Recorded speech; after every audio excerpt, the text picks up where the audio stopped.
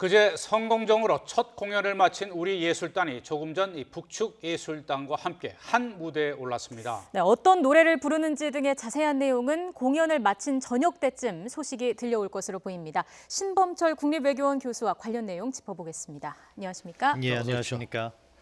네, 오늘 남북 합동 공연 오후 3시 반부터 시작이 됐으니까 지금 이제 한창 진행 중일 텐데요. 이제 어떤 식으로 또 누가 사회를 받고 아직까지 알려지는 바는 없는데 첫 공연과는 다르게 이제 남북이 합동 공연으로 이렇게 무대를 꾸미는 거죠. 예, 그렇습니다. 오늘 공연의 특징은 남북 합동 공연. 그러니까 북측이 우리에 와서 했을 때도 그 서울에서 했을 때는 합동 공연식으로 했었거든요. 네. 그때 다시 만나요가 주제였는데 이번도 남북이 화합이 돼서 계속해서 이러한 기회를 이어가자 그런 취지에서 공연을 짰을 거고 뭐 사회도 발표하지 않고 이 레파토리는 약간 비밀로 이렇게 하고 있는데요. 네. 아무래도 나중에 공개됐을 때 그 효과를 더 크게 하기 위함이라고 생각하는데 아무튼 우리 측에서도 또 북한 측에서도 나와서 자기들이 자랑할 수 있는 그런 음악과 또 합동 공연 이런 걸 통해서 감동을 선사했을 거라고 생각합니다. 네. 네. 관객도 그제 1,500명보다 훨씬 많은 규모라고 하더라고요. 예, 그 류경 정주영 체육관은 총 12,000석입니다. 그런데 이제 여기 공연을 하다 보면 일부 무대 쪽을 갖다가 조금 막아놔야 되기 때문에 12,000명이 다 될지 아니면 또 거기 플로어에 또 이렇게 자리를 배치하면 또 12,000명까지 유지할 수 있는데 아무튼 대규모 관중이 네. 오는 거죠. 네. 그렇기 때문에 더 어떻게 보면 의미가 크고 합동 공연이기 때문에 더 의미가 큰데 그래서 김정은 위원장도 사실 엊그제 그 어디죠? 거기 동평양 대극장에서 네, 공연을 할 때 대극장. 원래 3일 날 합동 공연에 오려고 했는데 자기가 일정이 있어서 먼저 왔다 네네. 이렇게 이야기를 했을 정도로 오늘 공연의 의미가 큽니다. 그리고 말씀하신 것처럼 평양 시간 3시 반에 시작했기 때문에 우리 시간으로는 4시에 시작해서 한 2시간 정도가 계획되고 있다고 하니까 6시 정도면 끝날 텐데요. 그 뒤에는 이번에는 지난번과 달리 우리 보도진들이 다 들어갈 수 있기 때문에 많은 사진이라든가 자료들이 올 거라고 생각합니다. 네. 동평양 대극장 첫 공연 때는 한 1,500명의 이제 평양 시민들이 관객석을 메웠는데 류경 정주영 체육관은 말씀해 주신 대로 12,000석이거든요. 그러면 12,000여 명의 관중들은 주로 어떤 사람들이 보러 오게 되는 걸까요? 뭐 우리 같은 경우에는 일반인들의 추첨이나 이런 게 있었지만 북한은 역시 핵심 계층 중에서 선발을 했을 거라고 생각합니다. 네. 왜냐하면은 뭐 어떻게 보면은 이런 것들이 한국의 자유주의적인 그런 물결일 수도 있기 때문에 이런 한류라든가 케이팝에 대해서 아직은 조금 꺼려하는 부분이 있을 것입니다. 그렇기 때문에 자기 체제에 충성하는 사람들로 선별을 해서 그렇게 공연을 하고 또 이렇게 어떻게 보면은 적극적인 호응도 미리 이렇게 지침이 내려갔을 수도 있고요. 그렇지만 네. 뭐 이런 것들이 자꾸 반복되다 보면 어느 순간 거기에 감화되는 것도 있고 그렇기 때문에 그 문화라든가 예술이 힘이 크다고 하지 않습니까? 네. 그렇기 때문에 이런 계기를 계속해서 만들어 가야 된다고 생각합니다. 네, 예. 아무래도 첫 공연 때는 1,500석밖에 되지 않으니까 당 뭐 고위 간부라든지 좀 고위층 지도자라든지 뭐 좀 그런 좀 유명한 인사들, 그러니까 쉽게 말하면 평양 내에서 조금 높은 지위에 있는 사람들이 참석했다고 하면 이번은 한 2,000여 명 되니까 참 평범한 뭐 평양 시민들도 좀 보러 올 수 있다 이렇게 봐도 될까요? 예, 뭐 사실 평양에 사는 그런 평양 시민들은 북한 체제에 있어서 핵심 계층입니다. 네. 북한은 이렇게 핵심 계층, 일반 계층, 적대 계층으로 나눠서 핵심 계층들을 평양에 살게 하고 대도시에 살게 하고 적대 계층 같은 경우에는 시골로 이렇게 이전을 뭐 지난 수십 년간 해왔기 때문에 평양 일반 시민들도 김정은 체제에는 충성을 다하는 핵심 계층이고 그런 일반인들 중에 선별을 했을 거라고 생각합니다. 그제 공연을 보는 관람객들의 반응도 과거와는 달리 굉장히 좀 비교적 자유로웠다고 하는데 과연 오늘도 마찬가지일지 이 부분도 저희가 한번 지켜봐야겠습니다. 미리 공연을 좀 맞춰보지 않았기 때문에 리허설 하는 데만 오늘 6시간이 걸렸다고 해요. 예, 그렇죠. 이게 사실은 사전에 충분히 리허설을 하고 특히 음악이나 예술 하시는 분들은 그런 리허설을 엄청나게 중요하게 그렇죠. 생각합니다. 그래서 몇 차례 리허설도 하고 리허설 가중에 만족스럽지 않으면 내용도 바꾸고 그러는데 어쩔 수 없이 이건 제한된 기간 내에 하는 것이기 때문에 어제 6시간에 걸쳐서 이렇게 마쳤는데 네. 뭐 우리를 대표하는 예술가들이고 또 북측에서도 북측을 대표하는 예술가들이 왔기 때문에 실력이 있기 때문에 6시간으로도 충분히 감동을 선사할 수 있다 그렇게 생각합니다. 예. 네. 첫 공연을 끝난 뒤에 우리 예술단 어떤 가수라든지 연예인들의 모습, 평양에서 이렇게 냉면도 먹고 하는 모습이 좀 공개가 됐어요. 어제 그 동영상으로요. 그래서 이 백지영 씨 같은 경우에는 공연도 공연이지만 옥류관 평양냉면 먹는 게 더 의미 있는 것이다. 이렇게까지 말을 했는데 뭐 처음 평양을 간 우리 예술인들, 가수들 같은 경우에는 좀 인상이 깊었겠죠. 그렇죠. 아무래도 북쪽은 어떻게 보면 동토의 지역, 우리는 가보지 못하는 금단의 지역이기 때문에 새로운 경험이 될 수 있고 또 네. 북한을 대표하는 음식이 냉면이고 북측 사람들도 냉면 하면 평양 옥류관 냉면을 하기 때문에 네. 맛이 어떤지 가서 맛을 봤고 뭐 백지영 가수도 상당히 호평을 한 거로 알고 있습니다. 예. 네. 뭐 그런 것을 즐기면서 북한 문화도 이해를 하고 아무튼 이렇습니다. 이게 남북 관계에 있어서 여러 가지 측면이 있지 않습니까? 민간 교류라든가 문화 교류 이런 것은 확산되면 확산될수록 좋은 겁니다. 그 밖에 이제 정치적 문제라든가 우리가 걱정하고 있는 핵 문제 이런 것은 반드시 풀어야 할 과제로 철저하게 따져보고 행보해야 되지만 이런 문화 교류 같은 것은 너무 따질 필요가 없다고 생각합니다. 네. 그래서 가능하면 교류를 확산시키고 그래서 서로가 서로를 이해하는 기반 위에서 또한 정치적 문제까지 풀어나갈 수 있는 그런 전략적 접근이 필요하다. 네. 그렇게 생각합니다. 네, 앞서 저희가 지금 계속해서 자막으로 보여드리고 있는데 기대 이상의 맛이다 이런 얘기도 나오고 있고요. 강산의 시는 순간순간을 즐기고 있다라는 얘기를 할 정도로 우리 가수들, 우리 예술단이 북한에서 재밌게 또 공연을 즐기고 오는 것 같습니다. 북한의 조선중앙TV가 그제 공연 장면들을 5분 정도로 줄여서 방송을 내보냈다고 하는데 우리 가수들의 음성은 좀 지웠더라고요. 앞서 말씀드린 것처럼 아직 그러니까 김정은 위원장이라든가 일부 인사들에게는 이걸 공개할 정도가 되지만 북한 주민 전반적인 네. 제가 아까 핵심 계층, 일반 계층 이야기 말씀을 드렸지만 전반적으로 이걸 공개하기에는 부담이 있는 거죠. 그렇기 때문에 이렇게 제한적으로 이렇게 방송을 한 거라고 생각하고요. 예. 네. 그렇지만 이런 것들이 또 앞서 말씀드린 것처럼 계속 확산시켜 나가면 거부감 없이 어느 순간에는 이것을 갖다가 전체 2시간 분량을 다 보여주는 시기도 온다. 그런 마음 자세로 이런 부분에 있어서 확대를 계속해서 해나가야 된다고 생각합니다. 예. 네. 지난 2월 이 평창 동계올림픽 때 그 예술단도 왔고 응원단도 내려오지 않았습니까? 우리나라를 다녀갔던 남측을 다녀갔던 이 북측 예술단원이나 이 응원단원들 뭐 이른바 사상 물빼기 작업도 했다고 하던데요. 뭐 그런 거 어떻게 하는 겁니까? 그건 뭐 새로운 일이 아닙니다. 항상 북측에서 한국을 다녀간 그런 뭐 대표단이라든가 일반 응원단 이런 사람들에 대해서는 잘못하면 한국의 자유주의 사상이 북한에 이렇게 침투되는 것이 두렵기 때문에 그런 부분에서 철저하게 교육을 한다고 합니다. 이번 같은 경우에는 또 한국이 그간 워낙 발전을 했기 때문에 북한도 거기에 뒤지지 않는다고 해서 호텔에서 이렇게 모여서 교육도 하고 나름대로 북한 체제의 우월성 이런 부분을 갖다가 잘 설명해서 체제 김정은 체제에 충성하는 주민들로 이렇게 계속해서 일할 수 있도록 그런 과정을 만든 거라고 생각하고요. 네. 뭐 그러면서도 사실은 이게 막을 수가 없는 겁니다. 사람의 생각이라는 것이 한국 사회의 발전이라든가 자연스러운 분위기 그것이 어떻게 보면 인간의 본성에 가장 부합하는 부분이기 때문에 네. 그렇기 때문에 제가 앞서 말씀드린 것처럼 이러한 교류는 정말로 계속해서 확대해 나가면서 서로가 서로를 이해하고 그런 부분에 공감대를 형성할 경우 핵 문제가 풀릴 때 보다 빠른 속도의 남북 관계가 진행된다 이렇게 네. 생각합니다. 예. 자, 그리고 첫 평양 공연 후일담들도 하나씩 나오고 있습니다. 하나씩 살펴보면요. 공연 내내 김정은 위원장이 그저께 공연을 보면서 꽤 좋은 분위기를 연출을 했다고 해요.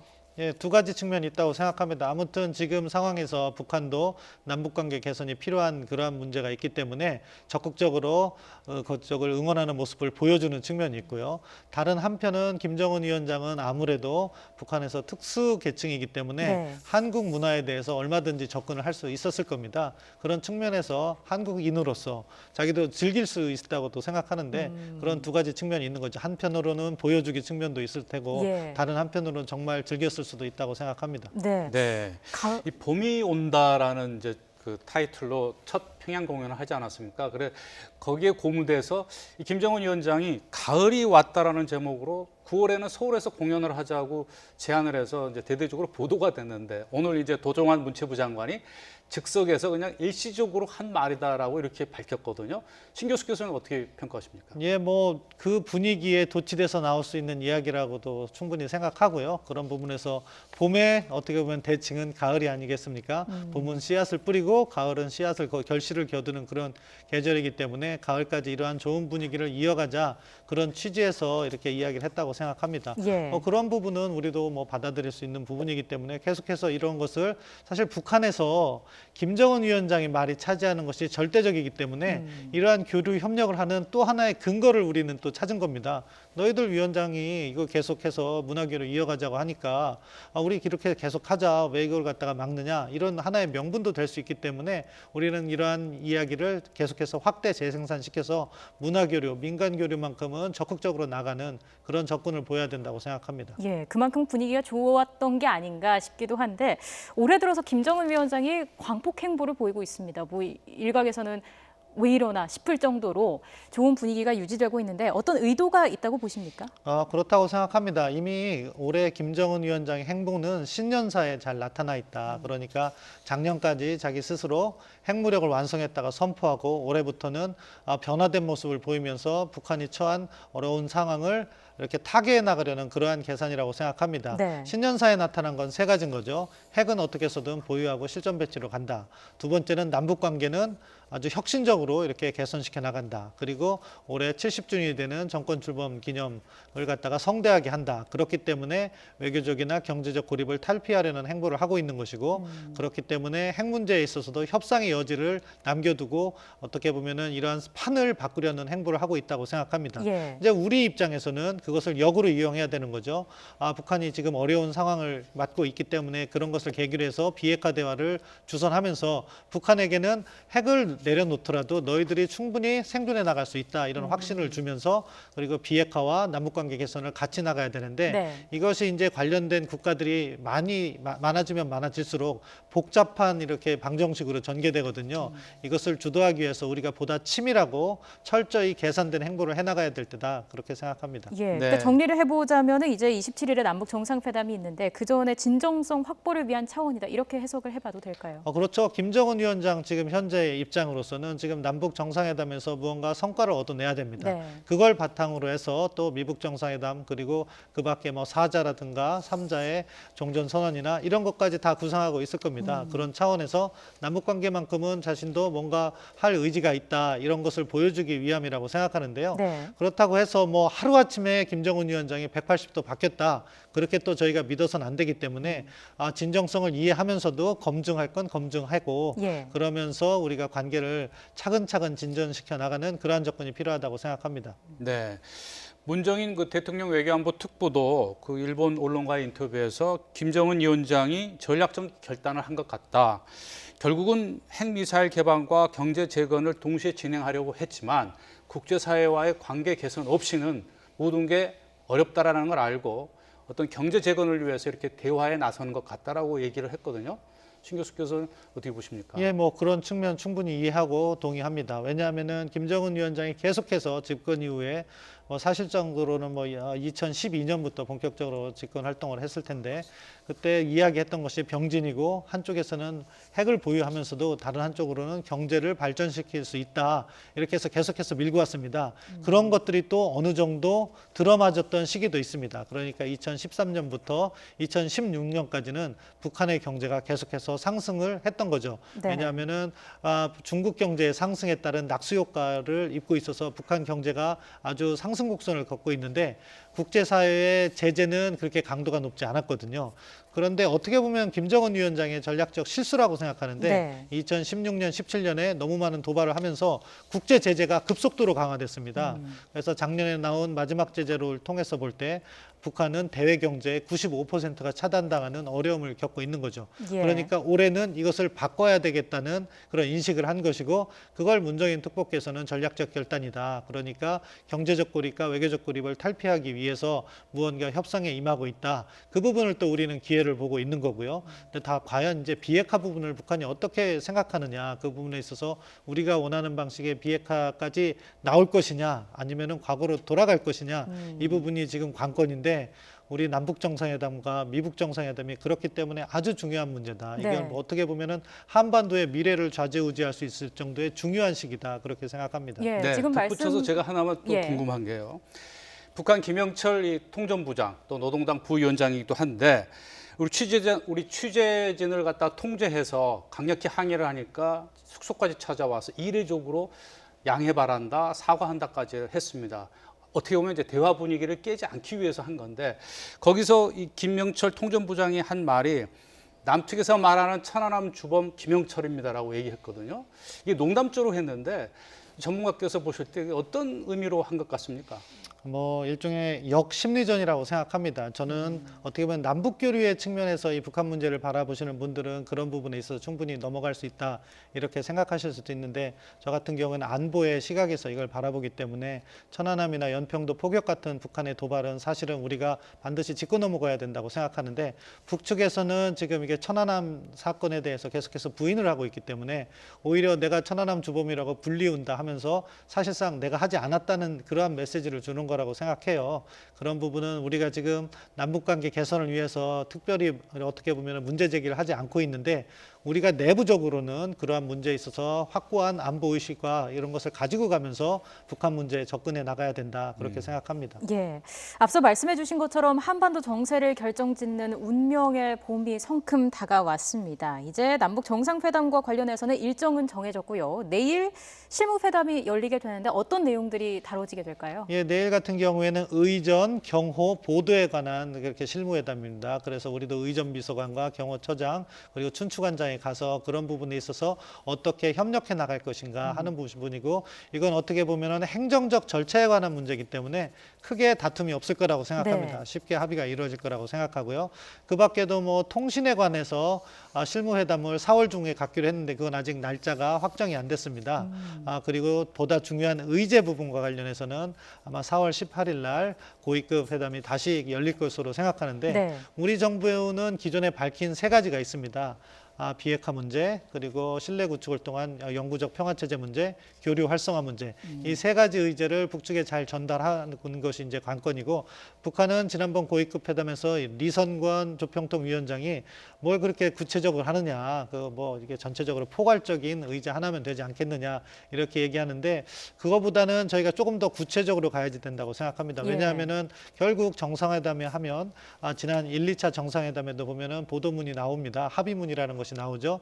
그 합의문을 얼마나 정교하게 잘 만들 것인가에 따라서 그 다음이라고 하는 것은 미북 정상회담, 북미 정상회담을 얘기하는데, 그때 우리가 카드로서 활용할 수 있는 것이 있기 때문에 일반적인 그 외국 정상과의 정상회담을 할 때는 네. 그러한 합의문을 미리미리 준비를 합니다. 그래서 그쪽에 서로 양측 관련 대표단에서 합의문을 공유하고 그 입장을 갖다가 반영해서 어떻게 보면은 정상회담 전에 90%를 다 완성하고 마지막 해결하지 못한 10%를 정상 간의 직접 대화로서 풀어나가는 그런 방법을 택하고 있는데, 이번 남북 정상회담에도 북한 측에서 좀 포괄적으로 가져가려고 해도 우리 네. 측은 그 3가지 의제를 조금 더 구체화해서 던지고 구체화해서 논의함으로써 보다 성과가 있는 정상회담이 되었으면 하는 바람입니다. 네. 예.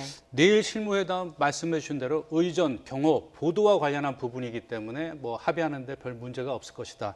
근데 가장 관심 가는 게 김정은 위원장이 처음으로 북측 최고 지도로서는 이 군사분계선을 넘어서 우리 측 땅을 밟는 것 아니겠습니까? 어떻게 밟게 되고 또 그 현장에는 문재인 대통령이 나가서 맞이할지 이런 부분도 이제 정리가 되겠죠? 뭐 그런 부분 논의할 거라고 생각하고요. 뭐 어차피 이게 정상회담이 개최되는 마당에 저는 가능하면 좋은 모습을 연출했으면 좋겠습니다. 그래서 도보로 넘어오고 그러면은 중립국감독위원회 이렇게 선이 있습니다. 거기 또 예전에는 페인트 칠을 했었는데 그것을 갖다가 군사분계선 부분에 있어서 김정은 위원장이 넘어오는 모습을 보여주고 문재인 대통령께서 거기서 기다리면서 악수나 포옹을 하면서 정말 이번 기회에 남북이 잘해보자 하는 메시지를 대외적으로 발신했으면 하는 바람입니다. 예. 네, 앞으로 굵직한 외교 일정들이 예정돼 있는데요. 향후 한반도 정세 어떻게 흘러갈지 이목이 집중되고 있습니다. 지금까지 신범철 국립외교원 교수와 함께 이야기 나눠봤습니다. 오늘 말씀 잘 들었습니다. 고맙습니다.